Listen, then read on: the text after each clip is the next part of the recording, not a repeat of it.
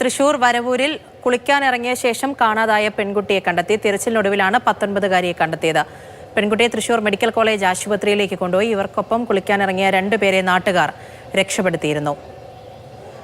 ലിഷോയ് തന്നെയാണ് ഈ വിവരങ്ങളും നൽകുന്നത്. ലിഷോയ്, എപ്പോഴാണ് ഈ സംഭവം ഉണ്ടാകുന്നത്? തിരച്ചിൽ എങ്ങനെയായിരുന്നു? എപ്പോഴാണ് ഇവരെ കണ്ടെത്തിയത്? 6:30 കൂടിയാണ് 3 സഹോദരിമാർ ഈ വരവൂർ തളി പെലക്കാടുള്ള സ്വകാര്യ വ്യക്തിയുടെ നെൽപ്പാടത്തിനോട് ചേർന്നുള്ള വലിയ കുളത്തിൽ കുളിക്കാനായി ഇറങ്ങിയത്. ഇവർ ഈ അമ്മ വീട്ടിലേക്ക് എത്തിയതായിരുന്നു. അതിനിടയിലാണ് ഇവർ ഈ 19 വയസ്സുകാരിയായ ഹസ്നയും മറ്റു 2 കുട്ടികളും കൂടി കുളിക്കാനായി ഇറങ്ങിയത്.